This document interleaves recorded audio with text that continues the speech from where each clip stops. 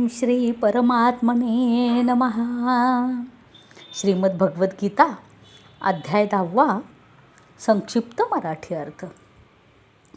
श्री भगवान म्हणाले, हे महाबाहो, आणखीही माझे परमरहस्यमय आणि प्रभावयुक्त म्हणणे ऐक, जे मी अतिशय प्रेमी अशा तुला तुझ्या हितासाठी सांगणार आहे. माझी उत्पत्ती अर्थात लीलेने प्रगट होणे ना देव जाणत ना महर्षी, कारण मी सर्व प्रकारे देवांचे व महर्षींचे आदिकारण आहे.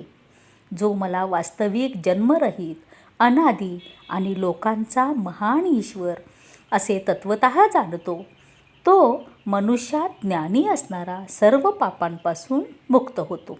निर्णयशक्ती, यथार्थ ज्ञान, असंमूढता, क्षमा, सत्य, इंद्रिय निग्रह, मनोनिग्रह, सुखदुःख, उत्पत्ती प्रलय, भय अभय, अहिंसा, समता, संतोष, तप, दान, कीर्ती, अपकीर्ती असे हे प्राण्यांचे अनेक प्रकारचे भाव माझ्यापासूनच होतात. 7 महर्षी, त्यांच्याही पूर्वी असणारे 4 सनकादिक, तसेच स्वयंभूव इत्यादी 14 मनो हे माझ्या ठिकाणी भाव असलेले सर्वच माझ्या संकल्पाने उत्पन्न झाले आहेत.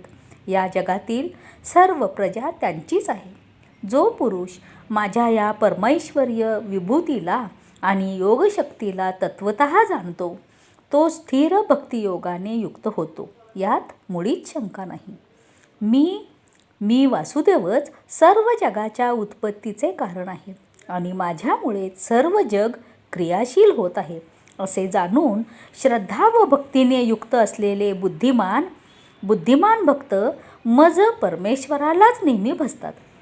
निरंतर माझ्यात मन लावणारे आणि माझ्यातच प्राणांना अर्पण करणारे माझे भक्तजन माझ्या भक्तीच्या चर्चेने परस्परात माझ्या प्रभावाचा बोध करीत, तसेच गुण व प्रभावासह माझे कीर्तन करीत निरंतर संतुष्ट होतात आणि मज वासुदेवातच नेहमी रममान होत असतात.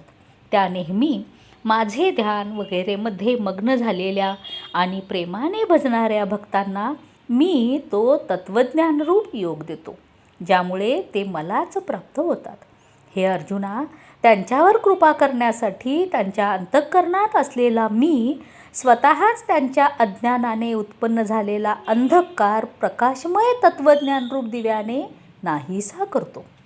अर्जुन म्हणाला, आपण परमब्रह्म, परमधाम आणि परमपवित्र आहात, कारण आपल्याला सर्व ऋषीगण, सनातन दिव्य पुरुष तसेच देवांचाही आदिदेव, अजन्मा आणि सर्वव्यापी म्हणतात.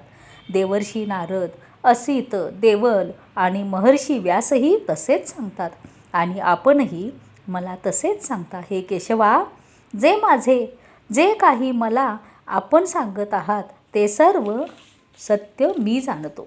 हे भगवान, आपल्या लीलामय स्वरूपाला ना दानव जाणत ना देव.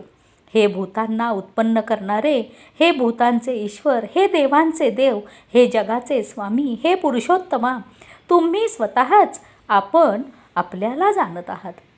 म्हणून ज्या विभूतींच्या योगाने आपण या सर्व लोकांना व्यापून राहिला आहात, त्या आपल्या दिव्य विभूती पूर्णपणे सांगायला आपणच समर्थ आहात. हे योगेश्वर, मी कशा प्रकारे निरंतर चिंतन करीत आपल्याला जाणावे? आणि हे भगवन, आपण कोणकोणत्या भावात माझ्याकडून चिंतन करण्यास योग्य आहात? हे जनार्दना, आपली योगशक्ती आणि विभूती पुन्हाही विस्ताराने सांगा, कारण आपली अमृतमय वचने ऐकत असता माझी तृप्ती होत नाही. अर्थात ऐकण्याची उत्कंठा अधिकच वाढत राहते.